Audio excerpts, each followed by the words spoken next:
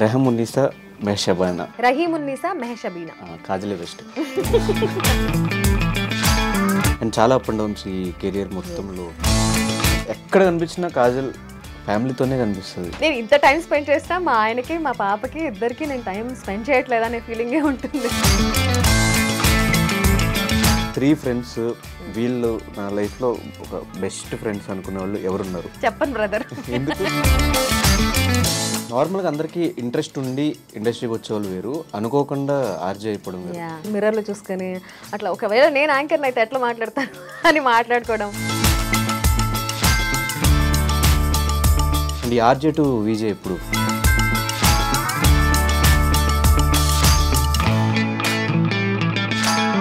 Once career ఇందులోకి వద్దాం అనుకున్నప్పుడు ఈవెన్ ఫీమేల్స్ అప్పుడు ఇంట్లో నుంచి ఒక టార్చర్ ఉంటుంది, వెళ్ళకూడదు, ఇండస్ట్రీ అంటే ఇంతే, ఇలాగే ఉంటారు, వెళ్తే నువ్వు కూడా పాడైపోతావు, వద్దు వద్దు అని. అట్లా రిస్ట్రిక్షన్స్ ఏం లేవా? మా పేరెంట్స్ నాతో మాట్లాడకపోయినా ఎందుకు చేస్తుంది, అలాంటి జాబ్ ఎందుకు చేస్తుంది అని ఫోన్లు, మా అక్కతో ఫోన్లు చెప్పించేవాళ్ళు అనమాట.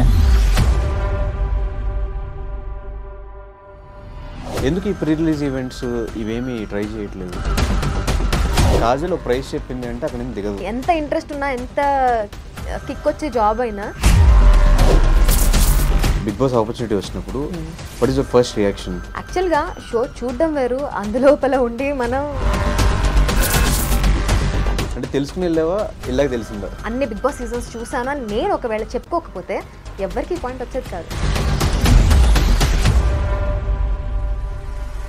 ఆల్మోస్ట్ ఒక 70% కాజల్ నెగిటివిటీ వచ్చింది. నన్ను తక్కువ చూపించి నా గురించి మాట్లాడుకుంటుంది ఎక్కువ చూపించడం వల్ల ఓకే ఇదే నిజమేమో అని అనుకున్నాను. ఒపీనియన్ ఏంటి బిగ్ బాస్ మీద? From nowhere you are somewhere అనేది బిగ్ బాస్తో వస్తుంది. నోవేర్ టు సమ్వేర్కి వెళ్ళిన తర్వాత ఆ సమ్వేర్ నుంచి మళ్ళీ నోవేర్కి వస్తున్నారు. రీసెంట్గా వచ్చిన సోహెల్ కూడా బ్యాక్ టు బ్యాక్ 3 సినిమాలు చేశాడు సోహెల్. 3 సినిమాలకి ఆయన అనుకున్నంత రెస్పాన్స్ గానే. అసలు సోహెల్ అనేవాడు బిగ్ బాస్ ముందు ఎవరికి తెలియదు. కాజల్కి రవికి సమ్ గొడవలు.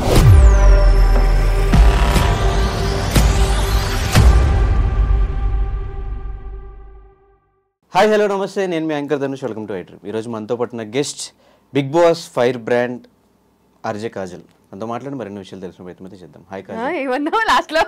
తనతో మాట్లాడి మరెన్నో విషయాలు తెలుసుకునే ప్రయత్నం అయితే చేద్దాం నీ గురించి అని. ఆల్మోస్ట్ ఇప్పటి వరకు సీజన్ 5 తర్వాత మాక్సిమం ఇంటర్వ్యూస్ ఇస్తూ ఉన్నావు కదా, అంతకుముందు చాలా రేర్, ఒకటో 1 or 2 ఉన్నాయి. సీజన్ 5 తర్వాత నుంచి అందరూ అడిగే క్వశ్చన్స్ బిగ్ బాస్ ఏంటి, బిగ్ బాస్ తర్వాత ఏంటి, ఫ్యామిలీ తర్వాత ఇవే అడిగారు తప్ప ప్రీవియస్ మనం 2007 నుంచి ఎవరు అడగలేదు. నాకు ఇప్పుడు ఈ ఇంటర్వ్యూలో మొత్తం 2007 నుంచి వాట్ ఈస్ యువర్ జర్నీ అని తెలుసుకోవాలి. దానికంటే ముందు నేను పేరు మర్చిపోయాను, రెహమున్నీసా మెహషబానా టు ఆర్జే కాజల్. అదే అదే అది కొంచెం రహీమున్నీసా మెహషబీనా. రహీమున్నీసా మెహషబీనా. కాజలే బెస్ట్. అందుకే మార్చారు. అది ఏంటి ఆ స్టోరీ ఏంటి? ఎవరికి తెలియదు, నాకు నిన్నే తెలిసింది ఈ మ్యాటర్. నేను యాక్చువల్లీ చాలా ఇంటర్వ్యూస్లో చెప్పాను. బేసికలీ అప్పట్లో మా ఎఫ్ఎంలో పనిచేసే మా బాస్ ఈ షబీనా అనే పేరు ఏదో పెప్పిగా లేదు. అప్పుడే కదా, అప్పట్లోనే 2006 నుంచి ఎఫ్ఎంస్ రావడం స్టార్ట్ అయ్యాయి. అండ్ అందరూ చాలా ఘోరంగా వింటున్నారు. నైట్ పూట చెవుల్లో పెట్టుకుని వింటున్నారు. బస్సులో వెళ్ళినా బస్సు ఎఫ్ఎం ఉంటుంది, కార్లో వెళ్ళినా ఎఫ్ఎం. సో అప్పట్లో చాలా మంచి క్రేజ్ ఉండింది ఎఫ్ఎంకి. సో ఒక పెప్పీ నేమ్ ఉంటే బాగుంటుంది, షబీనా అనేది పెప్పీగా సౌండ్ చేయట్లేదు, పేరు మార్చుకోమని ఎప్పుడో చెప్పారు నేను ట్రైనింగ్ అవుతున్న రోజుల్లోనే. సో ఏం పేరు పెట్టుకుందామో ఆలోచిస్తున్నా. కానీ ఫైనల్గా నాకు ఆన్ ఎయిర్ షో రంజాన్ రోజు చేసే ఆపర్చునిటీ వచ్చింది. So I'm going on air for the first time. So అప్పుడు పేరు మార్చుకో, ఏం డిసైడ్ చేసావు అంటే నాకు మైండ్ బ్లాంక్ అయిపోయింది, ఏం పెట్టుకోవాలి పేరు అని. అప్పుడు నాతో పాటు చేస్తున్న కోజాక్ తను ఆన్ గ్రౌండ్ ఉంటాడు, నేను స్టూడియోలో ఉంటాను అనమాట. తను అన్నాడు నా పేరు కమల్ కదా, సో కమల్కి కాజల్ అనే పేరు రైమింగ్లో ఉంది, సో కాజల్ అని పెట్టుకో అని అన్నాడు. నన్ను కూడా చిన్నప్పటి నుంచి కాజల్లా ఉన్నావు అనేవాళ్ళు కదా, సరే పెట్టుకుందాం అని పెట్టేసుకున్నా అంతే. అంటే కాజల్ అనే పేరు కాకుండా ఒక నిన్ను పెట్టుకోమంటే ఏం పెట్టుకుంటా అంటే ఒక షోకి ఒక పేరు పెట్టేసిన తర్వాత మళ్ళీ బయటకు వచ్చాక మళ్ళీ నీ పేరుతోనే పిలుస్తారు కదా అందరూ. ఈ కాజల్ అనేది ఎలా అలవాటు అయిపోయింది అని? అందరికీ రేడియోలో పిలిచి అలవాటు అయిపోయింది. ఇంకా నేను కాజల్, నా ఇంట్రొడక్షన్ కాజల్ అని ఇచ్చుకోవడం అలా స్లోగా అలవాటు అయిన కొద్దీ అందరూ కాజల్ కాజల్ అని. కానీ ఇప్పటికీ నా చిన్నప్పటి ఫ్రెండ్స్ కానీ ఆర్ కాజల్ అని మార్చుకోక ముందు నన్ను షబ్బు, షబీనా అని పిలిచే వాళ్ళందరూ అలానే పిలుస్తారు ఇప్పటికీ. ఫ్యామిలీ కూడా ఇప్పుడు అట్లాగే పిలుస్తారు. ఫ్యామిలీ కూడా షబ్బు అని నాకేం అర్థం కాలేదు నిక్నేమ్ ఏమో ఇది లేదు, అందరు షబ్బు అనే పిలుస్తారు. ఓకే, ఒకసారి 2007 ఆ టైంకి పోదాము. ఎట్లా స్టార్ట్ అయింది కెరియర్? బేసికల్లీ విజయవాడ నుంచి హైదరాబాద్కి మా ఆయన విజయ్ కోసం ఇద్దరం. అప్పుడే లవ్? అప్పుడే లవ్. సో అప్పుడు ఇద్దరం హైదరాబాద్ వచ్చేద్దామని డిసైడ్ అయ్యాము. ఇద్దరం హైదరాబాద్ వచ్చేసాము. ఇక్కడ నేను ఎంఎస్సీ మైక్రోబయాలజీ చదివాను. జాబ్ చేద్దామని డిసైడ్ అయిన రోజుల్లో నా చదువుకు తగ్గ జాబ్ వచ్చింది. కానీ ఆ శాలరీ నంబర్ కానీ ఆ జాబ్ కానీ నాకు అసలు ఇంట్రెస్టింగ్గా అనిపించలేదు. పొద్దున్నుంచి సాయంత్రం వరకు ఒకటే చోట కూర్చొని ఆ స్ట్రీకులు వేసుకుంటూ కూర్చొని ఇంక్యుబేట్ చేసి ఇంతేనా నా జాబ్, అవి నోట్ చేసుకోవాలి, ఆ మెడిసిన్స్లో ఏమన్నా ఇన్ఫెక్షన్ కాదు ఆవు చెప్తా ఏంటి ఆ వర్డ్ గుర్తురావటం, మొత్తానికి చదువు మర్చిపోయాను నేను. సో ఉందో లేదో, కంటామినేషన్ ఉందో లేదో చెక్ ఇదేనా నా జాబ్ అని నాకు నచ్చలేదు. అండ్ శాలరీ ఫిగర్ కూడా అస్సలు నచ్చలేదు అనమాట. అవి నాకు సరిపోవు, ఖచ్చితంగా సరిపోవు ఆ డబ్బులు. సో నేను నా వల్ల కాదు బుజ్జి, నేను ఇది చేయలేను అని చెప్పాను. అప్పుడే గుర్తొచ్చింది, మా శ్రీకృష్ణ అన్నయ్య విజయవాడలో ఉన్నప్పుడు మేము సింగింగ్ కాంపిటీషన్స్కి వెళ్ళేవాళ్ళం. అన్నయ్య ఎఫ్ఎంలో పనిచేస్తున్నాడు కదా, సరే ఒకసారి అడిగి చూద్దామంటే అన్నయ్య కాల్ చేశాను. అన్నయ్య ఏమో అవుతున్నాయి ఆడిషన్స్, కానీ విజయవాడ ఎఫ్ఎంకి, అప్పుడు విజయవాడ ఎఫ్ఎం పెట్టబోతున్నారు అనమాట కొత్తగా, ఎఫ్ఎంకి తీసుకుంటున్నారు అంటే సరే ఏదో ఒకటి వెళ్ళి ట్రై అయితే చేద్దాము అని చెప్పి వెళ్ళి ఆడిషన్ ఇచ్చేసాను. సెలెక్ట్ అయిపోయాను, కానీ విజయవాడ ఎఫ్ఎంకి సెలెక్ట్ అయ్యాను. నేను మళ్ళీ విజయవాడ వెళ్ళాలనుకోవట్లేదు. మా శోభన మ్యామ్ ఫుల్ సపోర్ట్ చేసేవాళ్ళు, నాకు చాలా ఇష్టం నేనంటే. నా స్టోరీ మొత్తం కూర్చొని విన్నారు, నీ లవ్ స్టోరీ ఏంటి అది ఇది అని. So full supportive. ఆవిడ ట్రై చేసి మొత్తానికి హైదరాబాద్లోనే ఉండేలాగా చేశారు. సో హైదరాబాద్ జాబ్ కంటిన్యూ చేసుకున్నాను. నా శాలరీ ఫిగర్ కూడా నాకు నచ్చింది. ఇదంతా శాలరీ ఫార్మస్యూటికల్ కంపెనీలో వచ్చిన జాబ్ అది. నాకు 2500 అది పర్ మంత్. 2007లో. అప్పటికి అది ఎక్కువైనా? చాలా తక్కువ, 2500. ఇక్కడ 10,000 FM లో. 2007లో 10,000 అంటే it's like good amount. Daily ఉండక్కర్లేదు, 1 hour షో డైలీ ఉండాలి అంటే లైక్ 2-3 hours పొద్దున సాయంత్రం వరకు ఉండాలి. షో ఏమో 1 hour 2 hour, సో 2-3 hours, కానీ పొద్దున సాయంత్రం వరకు ఇక్కడ కూడా ఉండాలి. సో నార్మల్గా అందరికీ ఇంట్రెస్ట్ ఉండి ఇండస్ట్రీకి వచ్చేవాళ్ళు వేరు, అనుకోకుండా ఆర్జే అయిపోవడం వేరు. ఏ ఎక్స్పీరియన్స్ లేకుండా ఎవరి ఐడియా ఇది ఆర్జే గురించి చేయగలుగుతాను అని ఎప్పుడు అనిపించింది? అంటే చిన్నప్పటి నుంచి నాకు మా ఫ్రెండ్స్ అందరూ చెప్పేవాళ్ళు నీ వాయిస్ బాగుంది అని. నేను కూడా ప్రాంక్ కాల్స్ చేస్తూ ఉండేదాన్ని అందరికి. వాళ్ళు కూడా ఎవరెవరో స్ట్రేంజర్స్ కూడా మీ వాయిస్ చాలా బాగుందండి, ఓకే వాయిస్ బాగుంటే సరిపోతుంది అని అనుకునే థాట్ ప్రాసెస్ అప్పట్లో. వాయిస్ బాగుంటుంది ఆర్జే అయిపోవచ్చు అని అనుకున్నాను నేను. ఆర్జేస్ ఎవరిదన్నా షోస్ విన్నా ఆర్ ఎప్పుడన్నా యాంకర్స్ టీవీలో వచ్చే యాంకర్స్ షోస్ చూసినా I can do a better job అనిపించేది.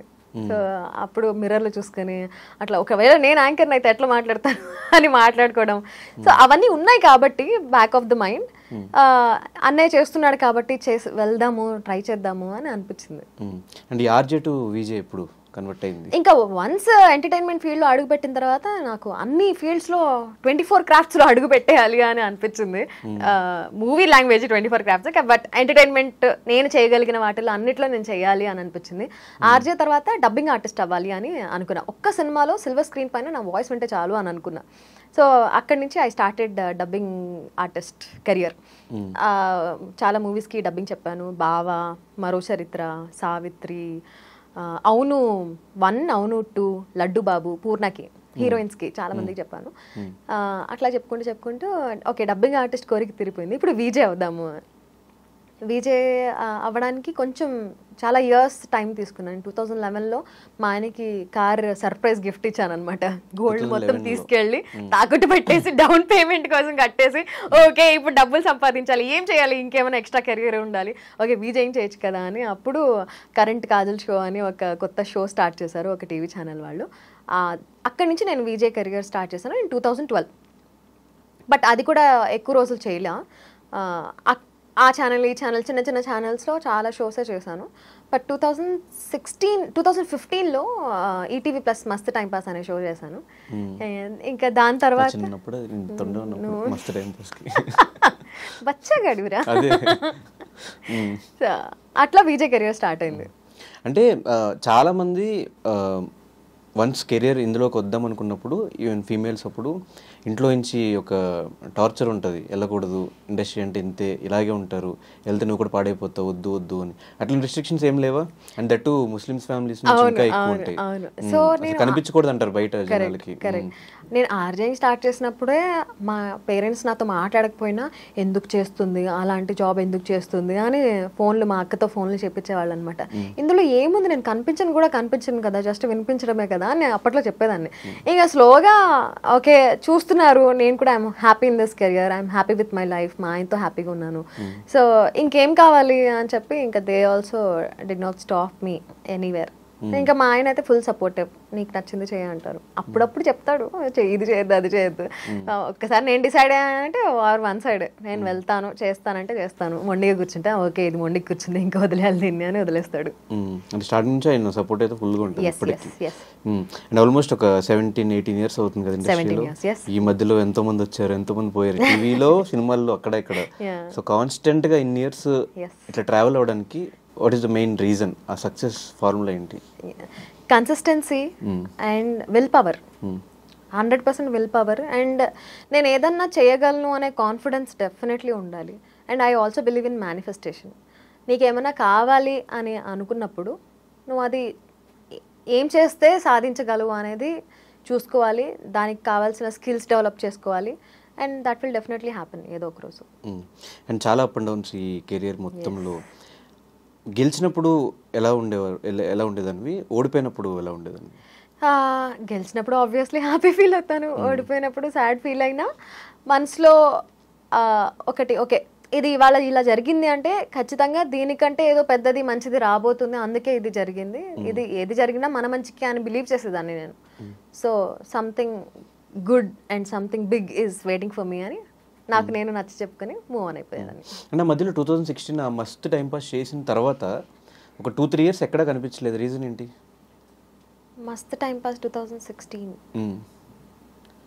యా 17, 18, 19, 20 కోవిడ్ పోయినా 21 వరకు అసలు బిగ్ బాస్ లో మళ్ళీ చూసేవారు కాజల్ ఎక్కడుందో ఏమైపోయిందో ఎక్కడ కనిపించలే. అరకొర అప్పుడప్పుడు యూట్యూబ్ లో ఇంటర్వ్యూస్ అవి చేస్తా ఉండేవి. ఈ 4-5 ఇయర్స్ ఎలా గడిచిపోయింది? I was last somewhere. ఇప్పుడు నువ్వు చెప్పగానే నాకు ఒక్కసారి ఇట్లా ష్రింక్ అయింది నాకు హార్ట్. ఎందుకు నేను అంత ఖాళీగా ఉన్నాను, నేను ఎప్పుడు ఖాళీగా ఉండనే అనే థాట్ ప్రాసెస్ వెళ్తుంది. బట్ 2017, 18, 19, 20 వరకు కూడా I was happy with my life. నేను private anchoring, emceeing, corporate shows and all అవి నేను కాన్స్టెంట్గా ఎప్పుడు చేస్తూ ఉంటాను. బట్ ఒక ప్లాట్ఫామ్ పైన, ఒక టీవీ ఛానల్లో, పాపులర్ ప్లాట్ఫామ్ పైన కనిపించలేదు. But I was content with my life and I was happy with what I was doing and I was earning good. So నాకు ఎప్పుడు గ్యాప్ తీసుకున్నట్టయితే అనిపించలేదు, డబ్బింగ్స్ చెప్పుకునేదాన్ని. సో ఆ వర్క్ అంతా it was going on. Main stream ఎందుకు break పడిపోయిందని, ఒక successful career వెళ్తున్నప్పుడు మధ్యలో అంత బ్రేక్ ఎందుకు వచ్చేసింది? 2017 తర్వాత మేము మరి ఆపర్చునిటీస్ ఏం రాలా. మస్త్ మీరు చేసిన షో కూడా హిట్ అయింది. అవును, మస్త్ టైం పాస్ తర్వాత నాకు ఆపర్చునిటీస్ ఏం రాలేదు, నేను కూడా ఏం ట్రై చేయలేదు. ఆ తర్వాత ఓకే డబ్బింగ్స్ చెప్పుకుంటున్నా, ఎంజాయ్ చేస్తున్నా లైఫ్. నా బెస్ట్ ఫ్రెండ్ లిప్సికా ఉంది కదా, సో మేమిద్దరం ఈవెంట్స్ ఎక్కువ చేసేవాళ్ళము అండ్ ట్రిప్స్కి వెళ్ళేవాళ్ళం బాగా. సో ఫ్రెండ్షిప్లో ఫుల్ బిజీ ఉండే నేను ఆ ఇయర్స్ అన్నీ కూడా. 2019 కోవిడ్ వచ్చేసింది అండ్ 2019 కోవిడ్ వచ్చిన తర్వాత అప్పుడు ఇట్ షుక్ మీ, ఏం చేస్తున్నాను, వాట్ ఐమ్ ఐ డూయింగ్ అని. So what I'm I doing, ఏం చేస్తున్నాను, ఏం చెయ్యాలి అనే ఆలోచనలు వచ్చినప్పుడు Vijay gave me this idea of YouTube channel పెట్టుకోవచ్చు కదా నువ్వు, ఇంత టాలెంట్ ఉంచుకొని నువ్వు ఎందుకు ఇట్లా వేస్ట్ చేస్తున్నావు అని అంటే ఓకే సరే అని అప్పుడు తను నాకు ఒక రింగ్ లైట్ కొనిచ్చాడు అనమాట. నేను అక్కడి నుంచి స్టార్ట్ చేశాను మళ్ళీ ఓకే యూట్యూబ్లో ఏమైనా చెయ్యాలి అని చెప్పి బిగ్ బాస్ సీజన్ 4 నడుస్తుంది అప్పట్లో. రివ్యూస్ స్టార్ట్ చేశాను. రివ్యూస్ చేసుకుంటూ అది కూడా రివ్యూస్ చాలా డిఫరెంట్గా ప్లాన్ చేశాను. నాకు నైట్ అంతా నిద్ర ఉండేది కాదు. నా షో అయిన తర్వాత షో చూసినప్పుడు పాయింట్స్ రాసుకొని మళ్ళీ 4 గెటప్స్ క్యారెక్టర్స్ వేసుకొని అవి పంచులు పేలేలాగా షూట్ నేనే చేసుకొని ఆ రింగ్ లైట్ పెట్టుకుని నేనే షూట్ చేసుకుని నేనే ఎడిట్ చేసుకుని నేనే అప్లోడ్ చేసి మార్నింగ్ 5-6కి అలా పడుకునేదాన్ని. సో అప్పుడే నేను బిగ్ బాస్కి వెళ్ళాలి అన్న థాట్ వచ్చిందనమాట. అండ్ నా మేనిఫెస్టేషన్ వర్క్డ్ అవుట్ అండ్ నాకు 2020లో వచ్చింది ఆఫర్. 21లో వెళ్ళాను. 2021 లోపు నేను I was doing YouTube main stream YouTube channel start చేశాను. RJ Kajal, crazy talks with Kajal అని షో స్టార్ట్ చేశాను. అందులో బిజీగా ఉండే, అది కూడా మంచిగా వెళ్ళింది, చాలా బాగా చేశాను. దాని తర్వాత బిగ్ బాస్కి వెళ్ళాను. బిగ్ బాస్ నుంచి వెళ్ళొచ్చిన తర్వాత మళ్ళీ సీజన్ 2 స్టార్ట్ చేశా. ఇప్పుడు మళ్ళీ ఒక బ్రేక్ తీసుకున్నా. ఆ బ్రేక్ తర్వాత ఇప్పుడు మళ్ళీ సీజన్ 3 స్టార్ట్ చేయబోతున్నా. And before Kajal financial state కి ఆఫ్టర్ బిగ్ బాస్ తర్వాత ఇప్పుడున్న ఫైనాన్షియల్ స్టేట్ కి హ్యూజ్ డిఫరెన్స్ ఉంది. 100%. ఎందుకంటే ఇప్పుడు బిఫోర్ బిగ్ బాస్ నేను ఒక ఈవెంట్ కి ఒక సర్టెన్ అమౌంట్ నేను చార్జ్ చేస్తుంటే ఆఫ్టర్ బిగ్ బాస్ ఆ అమౌంట్కి 3 times ఎక్కువ చార్జ్ చేస్తున్నాను. So obviously there is a huge leap, huge shift. కాబట్టి ఇప్పుడు now I'm earning good and I'm satisfied. అంటే చాలా మంది కెరియర్స్ ఇండస్ట్రీలో కొంతవరకు వాళ్ళ హవా కొంతవరకు నడుస్తుంది, కొన్ని రోజుల తర్వాత వాళ్ళు ఫేడ్ అవుట్ అయిపోతారు, మళ్ళీ వెతుక్కోవాలి. సో ఆ పరంగా ఏమైనా ప్లాన్స్ కానీ ఏమైనా చేసుకున్నారా? అయ్యా డెఫినెట్లీ ప్లాన్స్ అయితే ఉన్నాయి, కానీ ప్లాన్స్ అన్నీ వర్కౌట్ అయ్యాక అవి చెప్పుకుంటే బాగుంటుంది. I'm someone who believes in okay చెప్పుకుంటే పనులు అవ్వవు, అందుకే చెప్పుకోను. సో బిగ్ బాస్ ఆపర్చునిటీ వచ్చినప్పుడు what is your first reaction? అంటే అప్పటివరకు సీజన్ చూసి దాని రివ్యూస్ చెప్పుకుంటూ, అండ్ బిగ్ బాస్ అంటే చాలా ఇష్టం అని సీజన్ 5 చూసిన అందుకు అర్థమైపోతుంది. ప్రీవియస్గా హిందీ, తెలుగు అన్ని లాంగ్వేజ్ బిగ్ బాస్ సీజన్స్ అన్ని చూసి వచ్చినట్టు అనిపించింది. ఏ టాస్క్ ఎలా ఆడాలి, ఎక్కడ ఏం మాట్లాడాలి, ఏంటి మొత్తం ప్లాన్ చేసుకుని వచ్చినట్టు అనిపించింది. ఆ బిగ్ బాస్ జర్నీ అంతా ఎలా అనిపించింది? బిగ్ బాస్ ఫస్ట్ వచ్చిన తర్వాత నా రియాక్షన్ వాస్ ఒక పువ్వు ఇట్లా బ్లూమ్ అవుతుంది కదా, so my heart Bloom like that. Wow my God, yes I did it, finally I got this opportunity అని చాలా హ్యాపీ ఫీల్ అయ్యా. ఫస్ట్ మా ఆయనకు చెప్పా, తర్వాత మా అక్కకి చెప్పా. ఫస్ట్ మా ఆయన రియాక్షన్ అయితే వద్దు, వెళ్ళొద్దు, మంచిది కాదు, నెగిటివిటీ అవసరం మనకి, అది ఇది. సరే ఓకే నువ్వు ఒప్పుకోకపోతే నేను బిగ్ బాస్ షోకి వెళ్ళి నాకు కంటెంట్ ఇస్తున్నావు నువ్వు, మా ఆయన ఒప్పుకోలేదు అయినా వచ్చాను అని చెప్పుకుంటాను నేను. అంటే అమ్మ తల్లి నీకో దండం అని చెప్పి ఒప్పుకున్నాడు. బిగ్ బాస్ సీజన్ నేను హౌస్ లోపలికి వెళ్ళినప్పుడు అందరికీ ఇదొక, ఇప్పుడు నువ్వు ఎలా అయితే షో చూసాను, ప్లాన్ చేసుకొని వచ్చాను అని అందరికీ అదే ఫీలింగ్ ఉండింది. కానీ యాక్చువల్గా షో చూడడం వేరు, అందులోపల ఉండి మనం యాక్ట్ చేయడం వేరు. ఎందుకంటే అక్కడ యాక్టింగ్ ఏమి ఉండదు, రియాక్షనే ఉంటుంది. నీ ఏ పర్సనాలిటీ అయితే ఉందో కోర్ పర్సనాలిటీ అదే బయటికి వస్తుంది. నువ్వు ఒక 1-2 days ఏమైనా యాక్టింగ్ చేయగలవేమో, కానీ నీ core personality after few days అది బయటికి వచ్చేస్తుంది. సో నేను అక్కడ ఏం టాస్క్లు ఆడినా ఆర్ ఎలా ఉన్నా దట్ వాజ్ ద రియల్ మీ. అలాంటి సిచ్యువేషన్స్లో నేను అలానే రియాక్ట్ చేస్తాను అండ్ అలానే ఉన్నాను. సో అది ప్లానింగ్ వర్కౌట్ అవ్వదు బిగ్ బాస్లో. కానీ ఎస్, బిగ్ బాస్ నుంచి వచ్చేసిన తర్వాత అనిపించింది నాకు, కొంతమంది కొన్ని స్ట్రాటజీస్తో వచ్చారు, నేను గేమ్ ప్లాన్ స్ట్రాటజీ వేసుకోలేదే అని ఫీల్ అయ్యాను. Because I was going with the flow, just ఫ్లోలో వెళ్ళిపోయాను. బీట్ మై ఒకళ్ళిద్దరు కనిపిస్తే ఓకే, మొత్తం మీరు ఎవరు ఉన్న కండిషన్స్ 15 మందికి అదే పాయింట్, ఈమె కాజల్ షో చూసి వచ్చింది, షో చూసి ఆడుతుంది, తనకి ఎట్లా ఉండాలి, ఎలా మాట్లాడాలి, ఏం చేయాలి, every minute pin to pin తనకు తెలుసు. సో ఇప్పుడు నా ఒక్కదానికే కాదు, నెక్స్ట్ సీజన్లో వెళ్ళిన గీతుకి కానీ ఆదిరెడ్డికి కానీ వాళ్ళని కూడా అలానే అనుకున్నారు. Sreemukhi is a huge fan. So చెప్పుకోవడం వల్లనే అలా అయింది. ఇప్పుడు ఫర్ ఎగ్జాంపుల్ నేను హ్యూజ్ ఫ్యాన్, నేను అసలు అసలు అన్ని బిగ్ బాస్ సీజన్స్ చూసాను అని నేను ఒకవేళ చెప్పుకోకపోతే ఎవరికి పాయింట్ వచ్చేది కాదు. నేను చెప్పుకున్నాను కాబట్టి, వాళ్ళకి తెలిసింది కాబట్టి వాళ్ళు అలా అనుకోవడానికి స్కోప్ నేనే ఇచ్చాను. శ్రీముఖి ఇచ్చింది ఆ స్కోప్. ఇప్పుడు ఆదిరెడ్డి, గీతు వాళ్ళు రివ్యూస్ ఇస్తున్నారు. సో ఆబ్వియస్లీ ఒక షోని అనలైజ్ చేస్తున్నారు అంటే వాళ్ళకి మొత్తం తెలుసు అనే ఫీలింగ్, అది హ్యూమన్ నేచర్, అది వచ్చేస్తుంది. But nobody can plan it. అంటే తెలుసుకుని వెళ్ళావా, వెళ్ళాకే తెలిసిందా? వెళ్ళాకే తెలిసింది 100%. ఎందుకంటే మనం షో చూసేది వేరు ఉంటుంది, ఆడేది కంప్లీట్లీ డిఫరెంట్ ఉంటుంది. ఒపీనియన్ ఏంటి బిగ్ బాస్ మీద? అది యూస్ఫుల్ కాదా? ఎవ్రీబడి షుడ్ ఎక్స్పీరియన్స్ ఇట్ అని అంటాను నేను. ఎక్స్పీరియన్స్ కాదు, ఒక ఒక ఒక కాజల్కి కానీ లేదంటే సోహెల్కి కానీ వేరే వాళ్ళకి కానీ ఆర్టిస్టులకు కానీ బిగ్ బాస్ షో అయిన తర్వాత వాళ్ళకి అది హెల్ప్ అవుతుందా, అంతా మన మొత్తం అంతా వాళ్ళు చూసేసిన తర్వాత మైనస్ అవుతుందా? దీన్ని మనం 2 రకాలుగా తీసుకోవచ్చు. ఒకటి, ఇప్పుడు from nowhere you are somewhere అనేది బిగ్ బాస్తో వస్తుంది 100%. అది నీకు అసలు మినిమం ఫేమ్ లేని వాడివి, నీ పేరు నీ ఒరిజినల్ నేమ్తో సహా అందరికీ తెలుస్తుంది అంటే that is because of Bigg Boss. లేదు, నువ్వు నీ కెరీర్ని స్పెషల్గా ప్లాన్ చేసుకోవాలనుకుంటున్నావు, ఫస్ట్ నువ్వు ఇలా చేయాలనుకుంటున్నావు, మూవీస్లోకి రావాలనుకుంటున్నావు, నువ్వు ఫేమస్ అవ్వాలనుకుంటున్నావు, నీ టార్గెట్ ఇది, అది వేరు.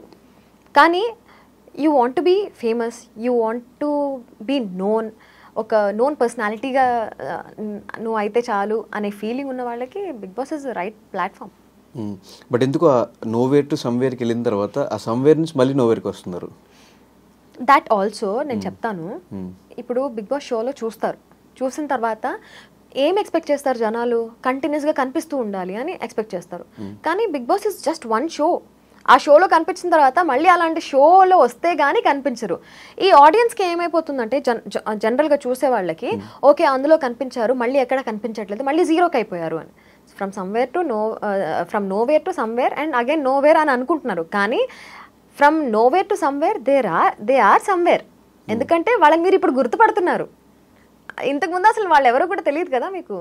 Definitely they are somewhere. But ఆ సీజన్ రన్ అవుతున్నప్పుడు గుర్తుపడడం వేరు, దాని తర్వాత మళ్ళీ నెక్స్ట్ సీజన్ స్టార్ట్ అయిన తర్వాత ఆ సీజన్లో ఉన్న 15 మంది కంటెస్టెంట్స్ హవా వస్తుంది, వీళ్ళందరూ మర్చిపోతూ వస్తున్నారు.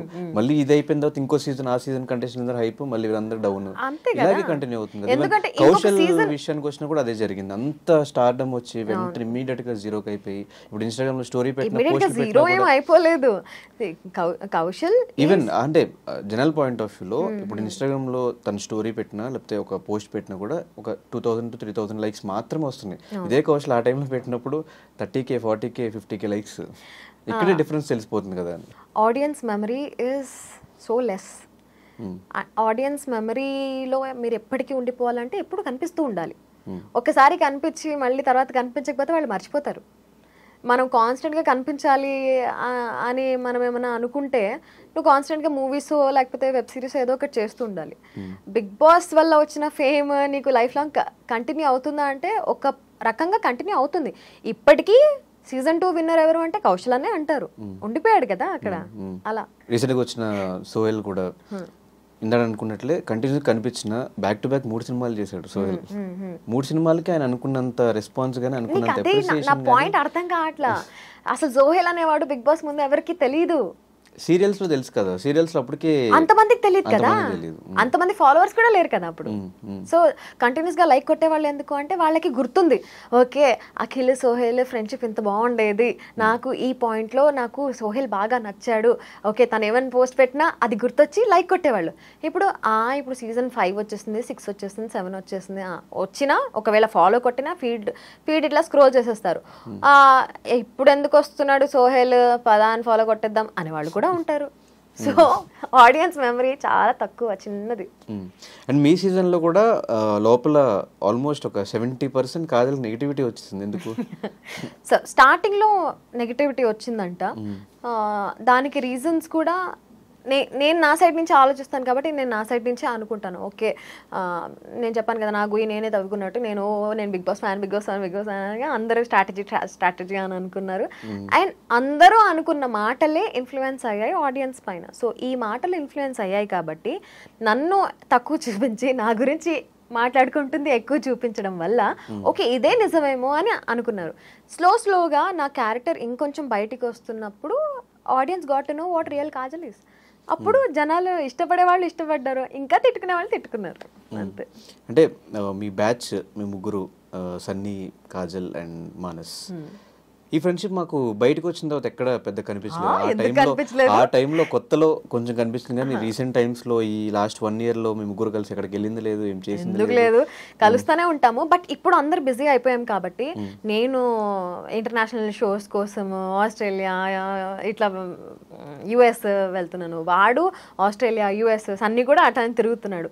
సో మా ఇద్దరికి ట్రావెలింగ్ అంటే చాలా ఇష్టం. అండ్ మానస్కి పెళ్ళైంది, ఆ తర్వాత పెళ్లిలో కలిసాం మేము లాస్ట్ ఇయర్, మానస్ పెళ్లిలో కలిసాము, పెళ్లిలోనే కలిసాము, పెళ్లిలో ఫుల్ హల్చల్ చేసాము. ఆ తర్వాత మేము ముగ్గురం కలవడం అనేది కష్టమే. హౌస్లో మేము ముగ్గురం కలిసి ఉన్నాం కాబట్టి మాకు బాండ్ కనిపించింది, కానీ బయటకు వచ్చిన తర్వాత ప్లాన్ చేసుకుని కలవడం అనేది కొంచెం కష్టమైన పనే. నేను సన్నీ ఎక్కువ కలుస్తూ ఉంటాం, బికాస్ నేను పార్టీస్కి వెళ్తూ ఉంటాను, వాడు కూడా పార్టీస్కి వస్తూ ఉంటాడు. మానస్ అప్పుడప్పుడు రేర్ పార్టీస్కి వస్తాడు, వచ్చినా కాసేపు కనిపించేసి వెళ్ళిపోతాడు. He's a complete family man, complete 9 అయితే ఇంట్లోనే ఉండాలి, 12 లేదా 12 అయితే 12 లోపల ఇంట్లో ఉండాలి, అలా టైమ్స్. నేను కూడా ఆబ్వియస్లీ అలానే, బట్ స్టిల్ నేను ఎక్కువ పార్టీస్కి అటెండ్ అవుతూ ఉంటాను అండ్ హ్యాంగ్ అవుట్ చేయడం నాకు ఇష్టం కాబట్టి నేను హ్యాంగ్ అవుట్ చేస్తూ ఉంటాను. సో నేను సన్నీ ఎక్కువ కలుస్తాం, బట్ మేము ముగ్గురమే ప్లాన్ చేసుకొని కలవాలి అనేది కొంచెం టఫ్ టాస్క్. ఎవరు టఫ్ అంటే ఎవరు కలవనంటారు ఎక్కువ అంటే ఎప్పుడు నేనే ఇనిషియేట్ తీసుకోవాలి. నేనేమో ఐ యామ్ అ పర్సన్, నేను ఎలాంటి మనిషిని అంటే ఇప్పుడు నేను 10% ఎఫర్ట్ పెడితే నువ్వు 10% ఎఫర్ట్ పెట్టు, నువ్వు 10% ఎఫర్ట్ పెట్టు అని వాళ్ళు బెటర్ కాబట్టి మనకు నచ్చదు, వాళ్ళు మానేస్తాం. ఎగ్జాక్ట్లీ అంతే. వాళ్ళు ఎందుకు పెట్టరు, పెట్టాలనే ఉంటుంది వాళ్ళకి, కానీ వాళ్ళు ఇంకా ఎక్కువ బిజీగా ఉండడం వల్ల నేను బిజీగా ఉంటాను, కానీ నేను ఎఫర్ట్స్ పెడతాను కాబట్టి కొంచెం టైం తీస్తాను నేను. వాళ్ళు కూడా ఎఫర్ట్స్ పెట్టాలనుకుంటారు కానీ ఇంకా ఎక్కువ బిజీ ఉంటారు కాబట్టి వాళ్ళు పెట్టలేరు, కాబట్టి కలవలేకపోతున్నాం అంతే. అంటే ఈ తారుమారు అయిపోతున్నట్టు హౌస్లో మేము చూసిన ఫ్రెండ్స్ ఎవరంటే కాజల్, సన్నీ, మానస్. బయట మేము చూసినది ఎవరంటే హమీదా, కాజల్. ఈ బాండింగ్ ఎప్పుడు వచ్చింది? లోపలది కరెక్టా, మేము బయట చూస్తున్నది కరెక్టా? అరే గుర్తులేదా హమీదా నేను ఎంత క్లోజ్ ఉండేవాళ్ళమో? హౌస్ లో మాకు అంత చూపించలేదు, మీ ట్రైన్ చూపించారు. నా జర్నీలో love you to Bigg Boss అని నేను ఇద్దరం గొడుగులు ఓకే, ఎప్పుడైనా చిన్న మూమెంట్స్ ఉంటాయి కానీ ఫ్రెండ్షిప్ కంప్లీట్ చూపించలేదు మాకు. సో ఆ మూమెంట్స్ చూపించారు, but Hamida used to share a lot with me. మొత్తం అన్ని డే మొత్తం జరిగిందంతా కూడా మేము అట్లా వాక్ చేసుకుంటూ తిరుగుతూ మాట్లాడుకునేవాళ్ళం. ఇంకా సిరితోటి నాకు అంత అవకాశం దొరకలేదు, కానీ Hamida used to talk a lot. చాలా ట్రస్ట్ చేసింది నన్ను. ఒకే ఒక్క పాయింట్లో హమీదా ఆ టాస్క్లో తను ఎలిమినేట్ అయిపోయే వీక్ ముందు టాస్క్లో తను నాకు వర్స్ట్ పర్ఫార్మర్ కూడా ఇచ్చింది. ఆ టాస్క్లో తన నమ్మకాన్ని నేను వమ్ము చేశాను అనే ఫీలింగ్ వచ్చి తనకి నచ్చలేదు, because she is a very loyal person. చిన్న పప్పి లాంటిది అది, ఎంత కుక్క విశ్వాసంగా ఎట్లా ఉంటుందో అది కూడా షీఈస్ ఎగ్జాక్ట్లీ ద సేమ్, అంత విశ్వాసంగా ఉంటుంది అనమాట. కానీ కొంచెం నేను ఆ విశ్వాసంని బ్రేక్ చేస్తున్నాను అన్న ఫీలింగ్ వచ్చిందంటే తను she will be broke. So అట్లా ఆ ఒక్క టాస్క్ వల్ల అండ్ ఎలిమినేట్ అయిపోవడం వల్ల మా ఇద్దరికి మళ్ళీ మాట్లాడుకునే ఛాన్స్ రాలా. And that continued Bigg Boss నుంచి బయటకు వచ్చిన తర్వాత కూడా. ఏంటి 1.5 year వరకు మేము ఎప్పుడు మాట్లాడుకోలే. తను ఎప్పుడన్నా ఫోన్ చేస్తున్నా ఎందుకు కాల్ చేస్తుంది అబ్బా అని. అండ్ లిటరల్లీ మానస్ ఎంగేజ్మెంట్కి వెళ్ళేటప్పుడు మానస్ కాల్ చేసి అరే హమీదా కూడా వస్తుంది అంటే సన్నీతో నేను అరే హమీదా ఎందుకు వస్తుందిరా ఇప్పుడు మాతో పాటు అన్న హ్యాపీగా మన ఇద్దరం వెళ్ళేవాళ్ళం కదా అని అనుకున్నా. తర్వాత వచ్చింది, కూర్చుంది ఫ్లైట్లో, పక్కన కూర్చుంది. We started talking and it never ended. ఇంకా అప్పటి నుంచి ఉన్న మనస్పర్ధలన్నీ క్లియర్ చేసుకొని ఇంకా ఇద్దరం వీ స్టార్టెడ్ అగైన్. అదే ఆమె ఫేవరెట్స్ లిస్ట్ లో కూడా కాజల్ ఉంటది. ఎవరి ఫేవరెట్? Hamida favourite list. నా ఫేవరెట్స్ లిస్ట్ లో కూడా ఉంటదా? బాగానే కలిసిపోయారు అయితే. మొత్తం బిగ్ బాస్ విడగొట్టే మీరు కలిసిపోయారు. సో రీసెంట్ గా మీకు ఒక గిఫ్ట్ కూడా ఇచ్చాం బర్త్డేకి. తన చాలా ఇష్టమైన క్యాట్ అనమాట, యాపిల్ అనే క్యాట్. 8 years old. అది చనిపోయింది అది. అండ్ తను చనిపోయినప్పుడు దుబాయ్లో ఉండింది. ఎట్లా ఏడ్చిందంటే లిటరలీ హాస్పిటలైజ్ అయిపోయింది తను. దాన్ని చూసి నాకు చాలా బాధ అనిపించింది. అకేషన్ ఏం లేకపోయినా వెళ్ళి గిఫ్ట్ ఇచ్చేద్దామని డిసైడ్ అయిపోయాను నేను. తర్వాత గుర్తొచ్చింది, ఓకే June 3rd బర్త్డే ఉంది కదా, సరే ఇచ్చేద్దాము గిఫ్ట్ అని చెప్పి అప్పుడు ప్లాన్ చేసి గిఫ్ట్ ఇచ్చాను. She felt so happy. Every day snaps పంపిస్తుంది, ఎవరిని తెచ్చిచ్చావరా నువ్వు, సేమ్ యాపిల్ లానే బిహేవ్ చేస్తున్నాడు అని చెప్పి. సో ఈ మీ సీజన్ కంటెస్టెంట్స్లో ఇంకెవరితో టచ్లో ఉన్నావు? ఇంకెవరితో సేమ్ హమీదా టైప్లో మాట్లాడకుండా వదిలేసావు? మాట్లాడకుండా వదిలేయడమా?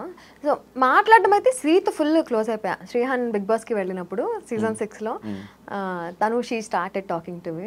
అప్పుడు ఫుల్ క్లోజ్ అయిపోయాము. ఇప్పుడైతే లిటరల్లీ కొట్టుకుంటారు, బయట క్లోజ్ అయిపోతారు. ఎవరు జనాలు కాదు హౌస్ లో మీ అందరికీ తెలుసు నాకు సిరి అంటే చాలా ఇష్టం. హౌస్ లో కూడా నేను చాలాసార్లు చెప్పాను నాకు చాలా ఇష్టం ఆ పిల్ల అంటే. I used to admire her a lot. ఏడ్చినా ఏంట్రా ఇంత క్యూట్ గా ఉంటుంది అనుకునే టైప్ అనమాట. బయటకు వచ్చిన తర్వాత తను ఎపిసోడ్స్ చూడలేదు, but she knows that I love her so much అని. సో ఇంకా she couldn't deny it.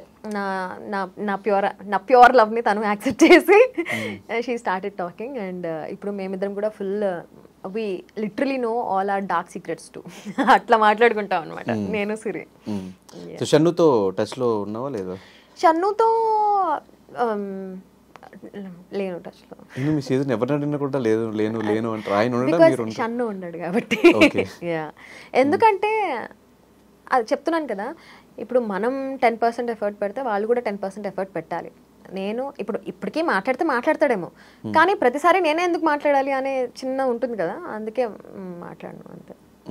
And ఆ మధ్యలో నేను విన్నది అంటే బిగ్ బాస్ కంటే ముందు నుంచే కాజల్కి రవికి గొడవలా? కాజల్కి రవికి బిగ్ బాస్ ముందు ఫుల్ ఫ్రెండ్షిప్. బక్రీద్ కి బిర్యానీ తీసుకెళ్లి ఇచ్చేదాన్ని నేను.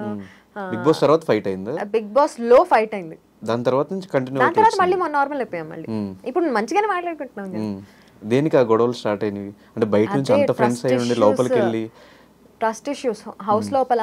నేనేంటి, I'm a person who believes that నువ్వు ఫ్రెండ్ అయితే నువ్వు ఫస్ట్ వచ్చి నాకు చెప్పాలి, నువ్వు ఇట్లా చేస్తున్నావు, నువ్వు ఇట్లా చెయ్యకు, ఆర్ నీ గురించి ఇలా వాళ్ళు అలా మాట్లాడుకుంటున్నారు అని చెప్పి.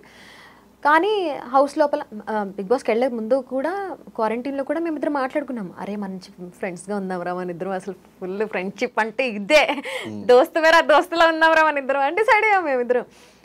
కట్ చేస్తే హౌస్ లోపలికి వెళ్ళిన తర్వాత షన్ను వచ్చి చెప్పాడు, లోబో నిన్ను తిట్టుకుంటున్నాడు, నువ్వు లోబోతో కొంచెం జాగ్రత్తగా ఉండు అని. సరియు వచ్చి చెప్పింది, అరే లోబోతో కొంచెం జాగ్రత్తరా, లోబో తిట్టుకుంటున్నాడరా నువ్వు నిన్ను అని. రవి కదా వచ్చి చెప్పాలి, షన్ను నాకు తెలీదు, సరియు నాకు తెలీదు, రవి కదా వచ్చి చెప్పాలి. రవి ఒక్కడే నాకు బాగా క్లోజ్ బయట. ఎంత చిన్నదానికి గొడవలు వేసుకున్నారు. అరే this is huge for me, this is very huge for me. So వాళ్ళు చెప్పకుండా నువ్వు ఫ్రెండ్ అన్నాడు, నువ్వు చెప్పకుండా వాళ్ళు చెప్పారు అంటే, లేదు లోబో ఎప్పుడు అలా బిహేవ్ చేయలేదు అంటాడు, నువ్వు మళ్ళీ ఆన్ టాప్ ఆఫ్ ఇట్ అబద్ధం చెప్తున్నావు, అది ఇంకా నచ్చలేదు నాకు. సో అట్లా గొడవలు అట్లా అట్లా అట్లా పెద్దవయ్యి హౌస్ లోపల రచ్చరచ్చయ్యాయి అనమాట. So Kajal commercial non commercial? 100% commercial అని చెప్పను నేను. కమర్షియల్ ఉండాల్సిన చోట కమర్షియల్ ఉంటా, నాన్ కమర్షియల్ ఉండాల్సిన చోట నాన్ కమర్షియల్ ఉంటా. అంటే Ravi pakka commercial, anchor Ravi. What you mean by pakka commercial చెప్పు. అంటే పేమెంట్స్ విషయంలో చాలా స్ట్రాంగ్ ఉంటారని ఒకటి, ఫ్రీగా ఏది చేయరని ఒకటి, ఈవెన్ ఫ్రెండ్స్ అయినా కూడా, ఫ్రెండ్స్ అయితే చేస్తాం కదా, ఫ్రెండ్స్ ఆఫ్ కోర్స్ చేస్తాం, నేను కూడా ఫ్రీగా చేస్తాను ఫ్రెండ్స్ అయితే. అందుకే అడుగుతున్నా కమర్షియల్ నాన్ కమర్షియల్? లేదు, సి కమర్షియల్ ఉంటాను నేను కూడా 100%. ఎందుకంటే నా టైం నా ఎఫర్ట్స్ నేను పెడుతున్నాను అంటే. నువ్వు ఫ్రీగా, నేను ఒక చిన్న ఎగ్జాంపుల్ చెప్తాను. మా పాప ప్రాజెక్ట్ కోసము పిజ్జా బాక్సెస్ ఉంటాయి కదా, అది ఖాళీ పిజ్జా బాక్స్ కావాలి అని చెప్పింది. సరే ఏదో ఒక పిజ్జా హౌస్కి వెళ్ళి అడిగితే ఇస్తారు కదా అంటే, సరే అని చెప్పి వెళ్ళి ఒక ఫేమస్ బ్రాండ్ దగ్గరికి వెళ్ళి అడిగింది. అడిగితే ఆ బాక్స్ ఫ్రీగా ఇవ్వనన్నారు. అంటే సరే ఇంకొక పిజ్జా హౌస్ ఉంది కదా దానికి వెళ్దామని చెప్పి అక్కడికి తీసుకెళ్ళా. అక్కడికి వెళ్తే అక్కడ ఫ్రీగా ఇచ్చారు. అప్పుడు ఏమని తెలుసా వచ్చి, ఐ థింక్ ఈ పిజ్జా హౌస్ వాళ్ళకి బిజినెస్ లేదు కదా అందుకే ఫ్రీగా ఇచ్చేసారు, ఆ పిజ్జా హౌస్ వాళ్ళు ఫుల్ బిజీ కదా అందుకే వాళ్ళు ఫ్రీగా ఇవ్వలేదు. సో అక్కడ ఈ చిన్న ఎగ్జాంపుల్తోనే నీకు అర్థమైపోతుంది, నీ వాల్యూ నువ్వు ఉంచుకోవాలి అంటే నువ్వు ఏది ఫ్రీగా చేయకూడదు. అక్కడే నువ్వు ఫ్రీగా చేసావంటే నీ వాల్యూ టప్పమని పడిపోతుంది. సో నా వాల్యూ నేను దించుకోవాలనుకోవట్లేదు కాబట్టి నేను ఏది ఫ్రీగా చేయను. అండ్ ఎక్కడ కనిపించినా కాజల్ ఫ్యామిలీతోనే కనిపిస్తుంది. రెస్టారెంట్కి వచ్చిన, పార్టీకి వచ్చిన, ఇక్కడికి వచ్చిన మ్యాక్సిమం 90% హస్బెండ్తో పిల్లలతోనే ఉంటుంది. ఈ ఫ్యామిలీ టైం ఎలా ఎంజాయ్ చేస్తున్నావు? నేను చాలా ఎంజాయ్ చేస్తాను నా ఫ్యామిలీ టైం. నేను ఇంత టైం స్పెండ్ చేసినా మా ఆయనకి మా పాపకి ఇద్దరికి నేను టైం స్పెండ్ చేయట్లేదు అనే ఫీలింగే ఉంటుంది. బికాస్ నేను ఫోన్లో కూడా ఫ్రెండ్స్తో బాగా టైం స్పెండ్ చేస్తాను. And I love spending time with friends also with family. అంటే నా మనసుకి బాగా దగ్గర ఉన్న వాళ్ళతో నాకు టైం స్పెండ్ చేయడం చాలా ఇష్టం. సో అన్ని మేనేజ్ చేసుకుంటా, అందరినీ బాగా మేనేజ్ చేస్తా. ఎట్లా మీ love story? Inter religion marriage ఎలా ఒప్పించావో, ఏం జరిగింది అసలు స్టోరీ? స్టార్టింగ్ లో బాగా గొడవలు అయ్యాయి మా ఇంట్లో కూడా. ఎవరు అసలు, నాకు ఈ డౌట్ ఎప్పటి నుంచో ఉంది.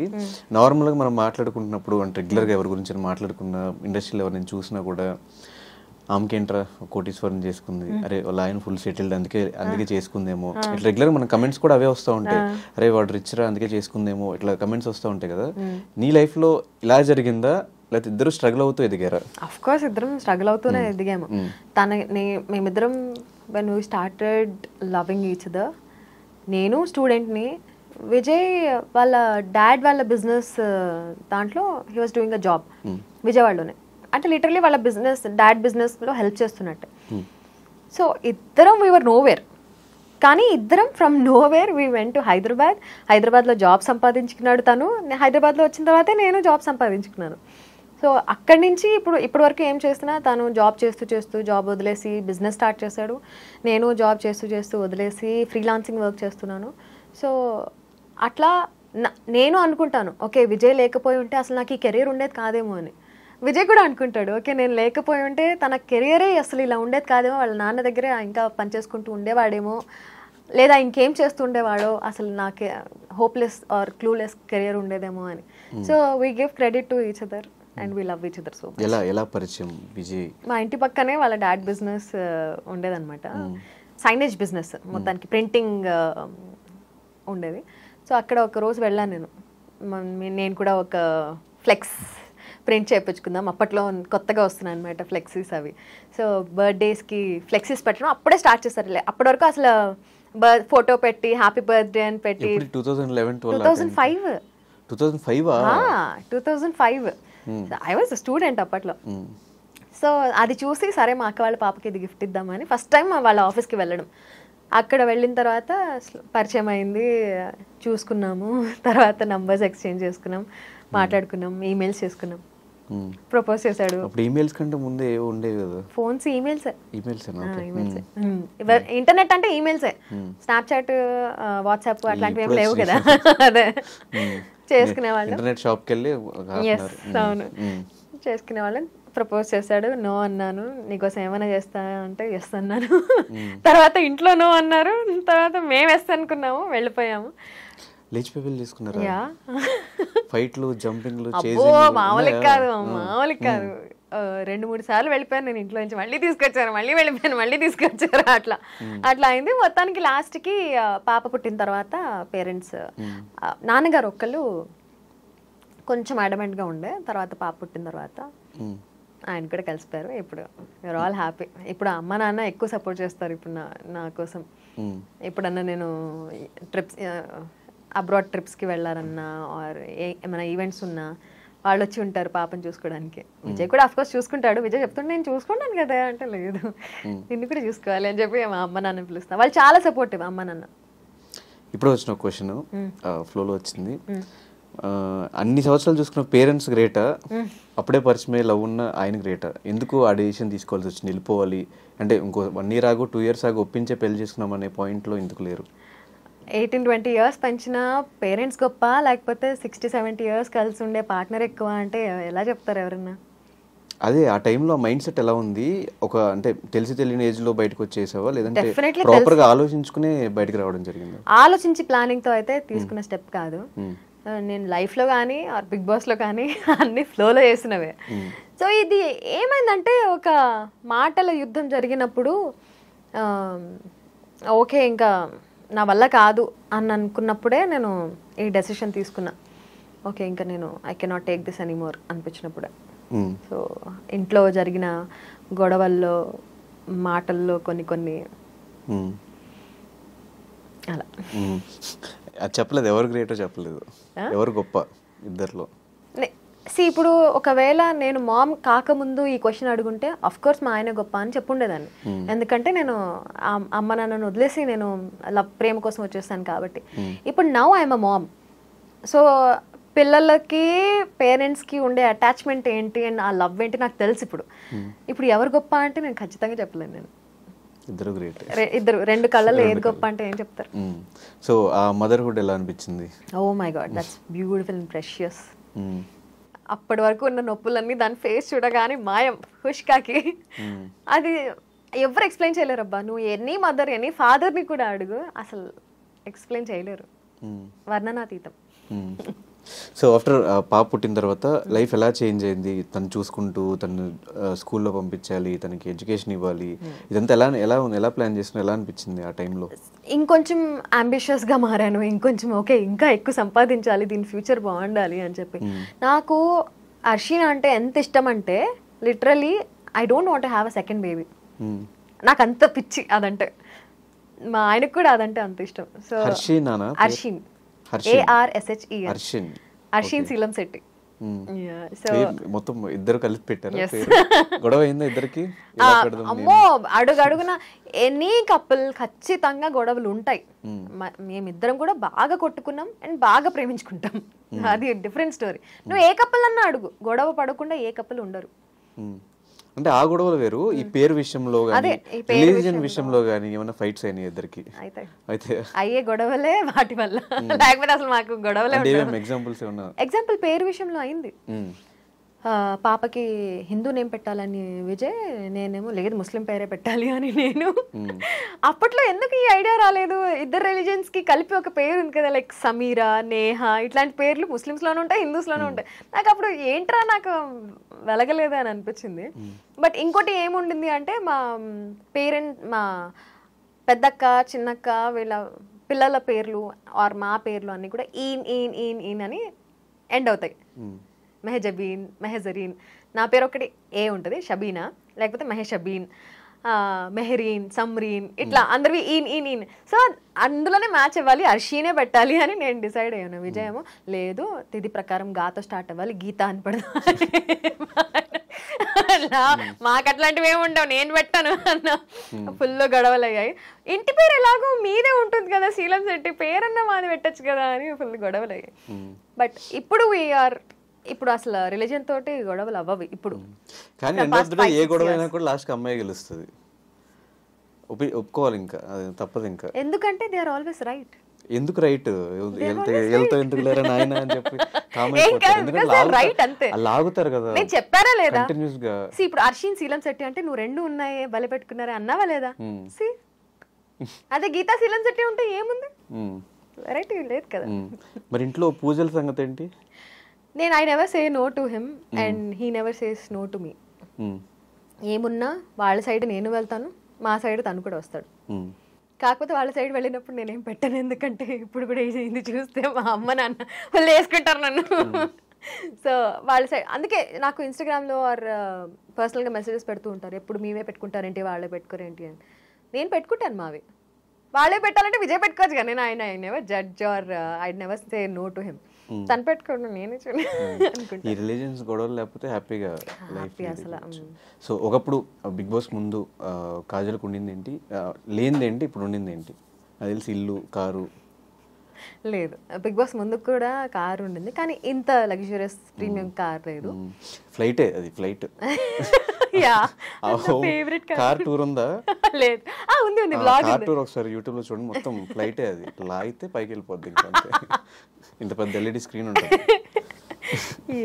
So fame obviously Bigg Boss కి ముందు ఫేమ్ లేదు, బిగ్ బాస్ తర్వాత ఫేమ్ ఉంది. మళ్ళీ ఒకవేళ ఆపర్చునిటీ వస్తే వెళ్ళని రెడీగా ఉన్నావు? 100% వెళ్తాను ఈసారి.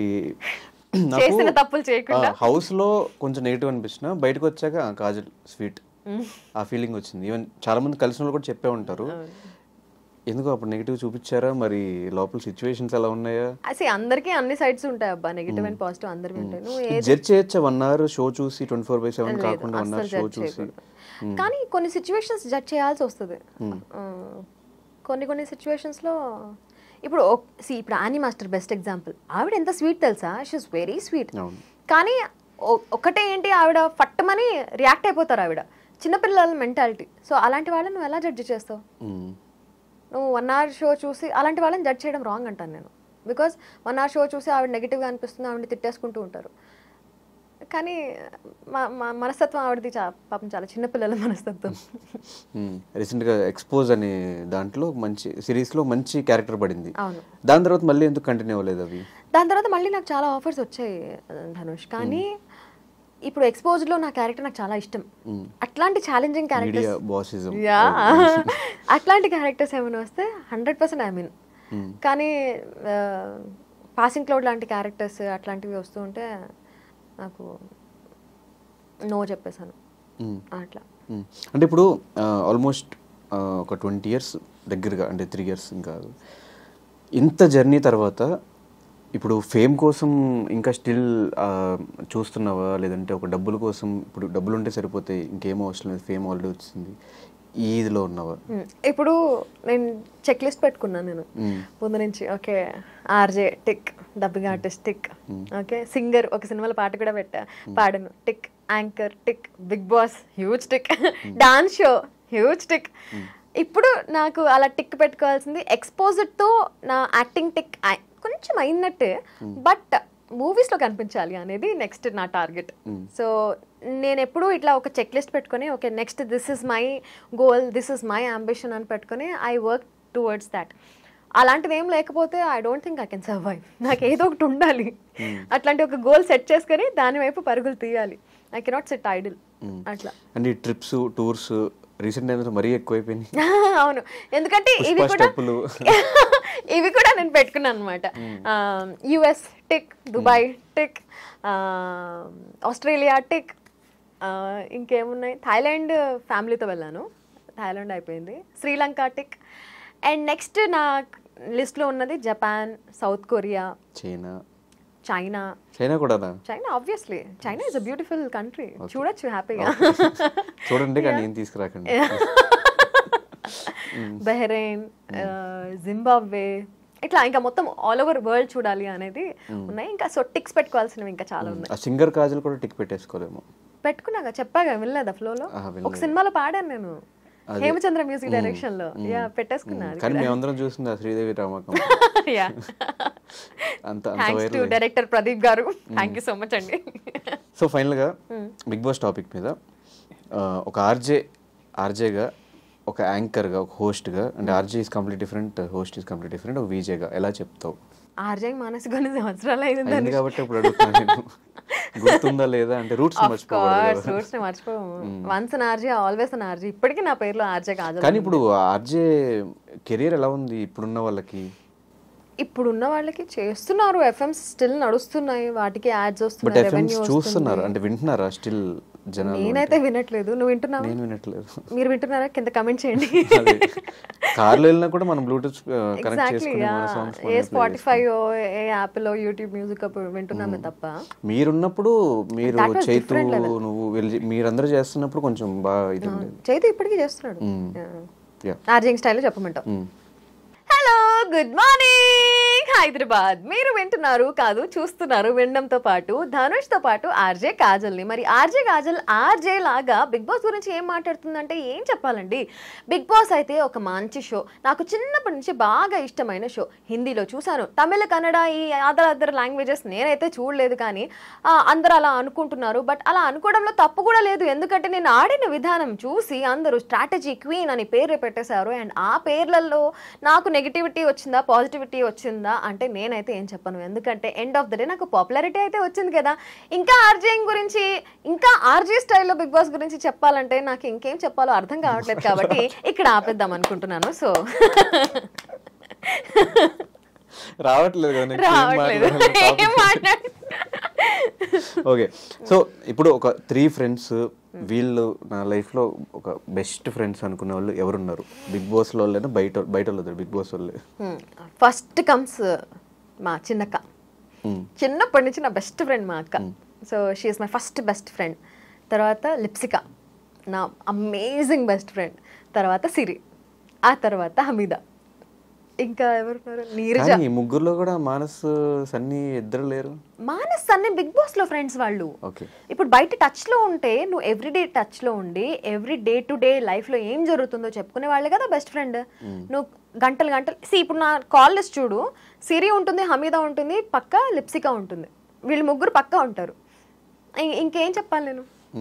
ఎవ్రీడే మాట్లాడితేనే కదా. సో నెక్స్ట్ ప్రాజెక్ట్స్ ఏంటి, నెక్స్ట్ ప్లాన్స్ ఏంటి? ఒక్కటే అడగ, నేను చెప్పను బ్రదర్. ఎందుకు చెప్పుకుంటావు బ్రదర్? కమింగ్ అప్ కాజల్ ఇంకెలా చూడొచ్చు అని చెప్పాను కదా. సో మూవీస్ లో ఇంకా యాక్టింగ్ కెరియర్ ఇంకా కొంచెం డెవలప్ చేసుకోవాలనుకుంటున్నాను. I see my future there. So ఇంకా యాక్టింగ్ బాగా చేయాలి, యాక్టింగ్ ప్రాజెక్ట్ సంపాదించాలి అనుకుంటున్నాను. ఎవరు favourite actor? Junior NTR, Allu Arjun, Ram Charan. Okay, interviews చేస్తున్నావు కాబట్టి ఎవరు best guest? Aishwarya Rai. Oh my God, she is so sweet. ఎంత స్వీట్ అంటే మిస్ వరల్డ్ అన్ని ఇండస్ట్రీస్లో పనిచేసింది, ఇంటర్నేషనల్గా కూడా వర్క్ చేస్తుంది. బట్ అస్సలు ఎంత డౌన్ టు ఎర్త్ అంటే she treated me so well and she's just the best. Aishwarya Rai ఎప్పటికీ మర్చిపోలేను. సో బెస్ట్ ఫీల్డ్ ఏంటి? బెస్ట్ ఫీల్డా? ఇంటర్వ్యూయింగ్ లేదంటే ఇన్ఫ్లుయెన్సింగ్? అబ్బా, influencer, being an influencer is amazing. ఎందుకు డబ్బులు వస్తాయి? బాగా డబ్బులు వస్తాయి, పని తక్కువ ఉంటుంది, బాగుంటుంది. యా, అండ్ వ్యూస్ వస్తూ ఉంటే, కమెంట్స్ వస్తూ ఉంటే, not only brands and all. నీకు ఇన్స్టాగ్రామ్లో ఒక రీల్ పెట్టి అది ఫుల్ వైరల్ అయినప్పుడు, ఏమైనా క్రియేటివ్ కాంటెంట్ చేసినప్పుడు, నేను విజయ్ కలిసి ఒక ఎయిర్పోర్ట్లో ఒక బీజిఎం, మన్మధుడు బీజిఎం మీద ఒక రీల్ చేసాం. That gave me a high, ఎందుకంటే అది నా క్రియేటివిటీ. సో దానికి మనుషులు చూస్తున్నారు, వ్యూస్ పెంచుతున్నారు, లైక్స్ పెంచుతున్నారు, మిలియన్స్లో లైక్స్, ల్యాక్స్లో shares. That is another level high. కానీ ఈ కంటెంట్ చేయాలి అంటే ఎలా ఎక్కడున్నా ఏం జరుగుతున్నా ఇక్కడేమైనా కంటెంట్ చేయొచ్చు, ఇక్కడేమైనా కంటెంట్ చేయొచ్చు. మొన్న ఫ్లైట్ మిస్ అయితేనే మొత్తం దాని మీద ఒక కంటెంట్ క్రియేట్ చేసి కంటెంట్ పెట్టేసి ఇన్స్టాలో పోస్ట్. ఎవరు? మీరే. India Pakistan, exactly. యా, అవును. అండ్ ఇన్ఫ్లుయెన్సింగ్ నాకు రీసెంట్గా నచ్చుతున్న ఇది. బట్ నాకు all time favourite is anchoring. That to live emceeing. Live audience ఉంటారు, మనం స్టేజ్ పైన ఉంటాము, మైక్ పట్టుకొని మాట్లాడుతుంటే అక్కడ ఉన్న వాళ్ళందరూ వింటారు, నవ్వుతారు. అండ్ అక్కడి నుంచి వాళ్ళని మనం స్టేజ్ మీదకి పిలవడం, ఆర్ మనం స్టేజ్ దిగి అక్కడికి వెళ్ళడం, మైక్ పట్టుకుని మాట్లాడడం. దట్ ఈస్ అంటే లైవ్ చూడొచ్చు ఆడియన్స్ని. ఎందుకు ఈ ప్రీ రిలీజ్ ఈవెంట్స్ ఇవేమి ట్రై చేయట్లేదు? ప్రీ రిలీజ్ ఈవెంట్సా? రిలీజ్ ఈవెంట్స్ కానీ ప్రెస్ మీట్స్ కానీ చేశాను నేను, బట్ చాలా లిమిటెడ్గా ఉన్నాయి. నేను కనుక్కున్నది ఏంటంటే, కాజల్ ఒక ప్రైస్ చెప్పింది అంటే అక్కడ నుంచి దిగదు, ఆ ప్రైస్కి అయితే మాకు వర్కౌట్ అవ్వదు. ఇప్పుడు కొంతమంది చేస్తున్న వాళ్ళు పేర్లు చెప్పను, ప్రైస్ కూడా చెప్పను, వాళ్ళు చేసిన ఇంతైనా వాళ్ళకి మంత్లీ వచ్చే ఈవెంట్స్ ఒక 10 to 15. కాజల్ ఈ ప్రైస్ కి మంత్ కి ఒకటే, 2 months కి ఒకటే. ఎందుకు ప్రైస్ తగ్గించుకోవట్లేదు? ఇంట్రెస్ట్ ఉన్నప్పుడు ఎందుకు ప్రైస్ తగ్గించుకోవట్లేదు? ఇష్టం ఉన్నప్పుడు ఎందుకు ఆ price? Press meets, pre release events లో నీకు లైవ్ ఆడియన్స్ ఇంటరాక్షన్ ఉండదు. ఇప్పుడు లైవ్ ఇంటరాక్షన్ కదా మొత్తం. థియేటర్స్ లో ఏఎంబీస్ లోనే పెడుతున్నారు ప్రెస్ మీట్స్ అంతా, ఆడియన్స్ అందరిని పిలుస్తున్నారు, గ్యాదరింగ్స్ అవుతున్నాయి. బట్ సి, ఎంత ఇంట్రెస్ట్ ఉన్నా, ఎంత కిక్ వచ్చే జాబ్ అయినా, if there is no fuel in it, మనకి ఎక్కడ. అదే చెప్తున్నా, మంత్ కి 10 ఈవెంట్స్ వచ్చినప్పుడు 10 ఈవెంట్స్ కి కలిపి ఏదైతే నీకు ఒక ఈవెంట్ కి వస్తున్న ప్రైస్ కి ఒక 3 times ఎక్స్ట్రా వస్తుంది కదా, వై డోంట్ యు ట్రై అని. ఎందుకు వస్తుంది? నేను ఒక ఈవెంట్ కి నేను తీసుకుంటున్న అమౌంట్ 10 ఈవెంట్లు చేస్తే వస్తున్న అమౌంట్ ఈక్వల్ ఉన్నప్పుడు నేను ఒక ఈవెంట్ చేసి నేను ఆ అమౌంట్ తీసుకుంటాను. కానీ ఈక్వల్ కాదు, కొంచెం డబులే ఉంటుంది. దేంది? ఎక్కువ ఈవెంట్స్ చేస్తేనా? ఎక్కువ ఈవెంట్స్ చేస్తే ఏమో, నేను ఆ టైం ని ఇక్కడ ఇన్ఫ్లుయెన్సింగ్ దాంట్లో కేటాయిస్తే ఇంకా ఎక్కువ సంపాదించుకుంటాను కదా. అయితే ఇప్పుడు డబ్బుల కోసం ఉన్నట్టే కదా. See, whatever you call it, నాకు రెండు ఉండాలి, వర్క్ సాటిస్ఫాక్షన్ ఉండాలి అండ్ డబ్బులు కూడా ఉండాలి. మెయిన్ ప్రిఫరెన్స్ డబ్బులే. మెయిన్ ప్రిఫరెన్స్ ఎక్కడ? ఇప్పుడు రెండు ఉండాలంటున్నాను కదా. సో రెండు ఉండాలి, జాబ్ సాటిస్ఫాక్షన్, వర్క్ సాటిస్ఫాక్షన్ కూడా ఉండాలి, డబ్బులు కూడా ఉండాలి. ఇప్పుడు నీకు డబ్బులు రావట్లేదు, వర్క్కి వెళ్ళాలి అంటే నువ్వు వెళ్తావా? బట్ ఎంతో కొంత వస్తుంది దీనివల్ల. నాకు ఒక వరుసగా ఒక 10 days నాకు షెడ్యూల్ రెడీగా ఉంటుంది అనుకుంటే నేను పోతా. ఏమో, నేను I would rather spend my time with my loved ones. Okay, nice, good answer, very good answer. Yeah, thank you Kajal మా స్టూడియోకి వచ్చి మాకు మీ విలువైన సమయాన్ని, సమాచారాన్ని ఇచ్చినందుకు. అండ్ డెఫినెట్గా నెక్స్ట్ ప్లాన్ చేసుకునే కెరియర్ కూడా ఆ విష్ లిస్ట్ అంతా కూడా ఫిల్ అయిపోవాలి, ట్రిప్స్ అండ్ టూర్స్ వేయాలి. నెక్స్ట్ సీజన్ 3 కూడా సక్సెస్ఫుల్గా వెళ్ళాలి. నెక్స్ట్ ఇంకో ఆపర్చునిటీ వస్తే మళ్ళీ బిగ్ బాస్ పోవాలని మనస్ఫూర్తిగా కోరుకుంటూ, ఫైనల్గా నీకు కూడా మంచి బిగ్ బాస్ ఆపర్చునిటీ రావాలి, నువ్వు కూడా వెళ్ళాలని మనస్ఫూర్తిగా కోరుకుంటున్నాను. మీ సపోర్టర్స్కి ఎప్పుడు అంటే బర్త్డే వచ్చినా, ఒకవేళ మీరు మర్చిపోయినా, మీ పెళ్లి రోజు వచ్చినా, మీ పాప బర్త్డే వచ్చినా, మీరు మర్చిపోయిన వాళ్ళే ఒక 3-4 days నుంచి ముందు నుంచే మీకు ఆ పోస్టర్లు పంపించి వాళ్ళు ఎడిట్ చేసి డిజైన్ చేసి మీ ఆ బ్యాచ్ అందరికి ఏం చెప్తారు? కొంతమంది లాయల్గా ఉన్నారు, కాన్స్టెంట్గా వాళ్ళు సపోర్ట్ చేసేవాళ్ళు. ఆర్ సన్నీ, మానస్, కాజల్, ఎస్ఎంకే ఎడిట్స్ అని అట్లా ఉన్న వాళ్ళు చాలా కొంతమంది ఉన్నారు. చూసి ఎంత ఓపిక అబ్బా వీళ్ళకి అనిపిస్తుంది. ఇప్పటికీ మా ముగ్గురివి ఎడిట్ చేసి పెడుతూ ఉంటారు, ట్యాగ్స్ చేస్తూ ఉంటారు, చూసి నవ్వుకుంటాను. మళ్ళీ ఒకసారి 3 years బ్యాక్ వెళ్ళిపోతాను.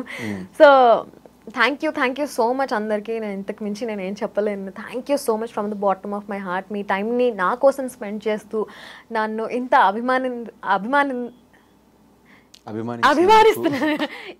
అభిమానిస్తున్నందుకు thank you so much. I love you guys. Thank you so much. All the very best. Thank you Dhanush. Bye.